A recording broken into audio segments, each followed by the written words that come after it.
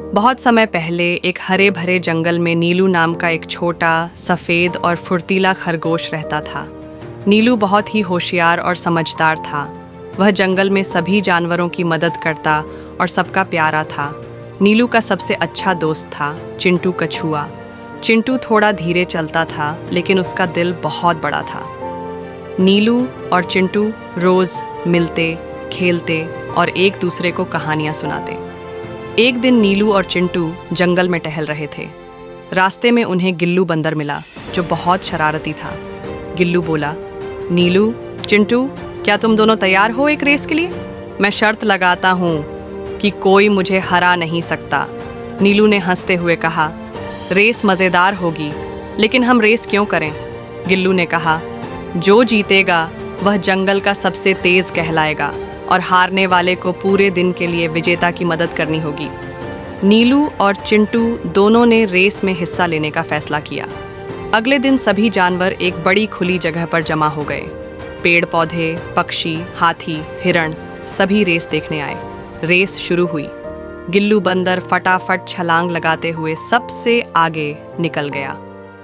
नीलू खरगोश भी तेजी से दौड़ा, लेकिन कुछ दूरी पर चिंटू धीरे धीरे चल रहा था। गिल्लू रास्ते में एक पेड़ पर चढ़ गया और बोला, अरे, ये तो बहुत आसान है।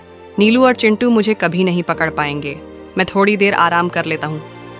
नीलू खरगोश गिल्लू को आराम करते देखकर आगे बढ़ गया, लेकिन रास्ते में उसने देखा कि एक छोटा हिरण चीकू एक झाड़ी में फंसा हुआ है और मदद के लिए पुकार रहा है। नीलू ने सोचा, अगर मैं चीकू की मदद करूं तो रेस हार जाऊंगा, लेकिन अगर मैंने मदद नहीं की तो मैं किस काम का दोस्त हूँ। उसने बिना सोचे चीकू की मदद की। उसने झाड़ी के कांटे हटाए और चीकू को बाहर निकाला। चीकू ने कहा, तुमने मेरी जान बचाई नीलू, धन्यवाद। नीलू मुस्कुराया और बोला, मित्र की मदद करना सबसे ज़रूरी होता है। रेस तो फिर भी हो सकती है। नीलू फिर से दौड़ा, लेकिन इस बीच गिल्लू बंदर गहरी नींद में सो गया था। चिंटू धीरे धीरे लेकिन लगातार आगे बढ़ता रहा। थोड़ी ही देर में चिंटू फिनिश लाइन के पास पहुंच गया। सब जानवर चिल्लाने लगे, चिंटू जीत गया, चिंटू जीत गया। गिल्लू हड़बड़ाकर जागा और जल्दी जल्दी दौड़ने लगा, लेकिन अब बहुत देर हो चुकी थी। नीलू भी चिंटू के थोड़ी ही देर बाद फिनिश लाइन पर पहुंचा। गिल्लू शर्मिंदा होकर बोला, मैंने घमंड किया और सो गया। तुम दोनों ने अच्छा किया। नीलू ने मुस्कुराते हुए कहा, गति से ज़्यादा ज़रूरी है समझदारी और दोस्ती। चिंटू ने भी कहा, धीरे चलने वाला भी जीत सकता है अगर वो कभी रुके ना। सभी जानवरों ने ताली बजाई।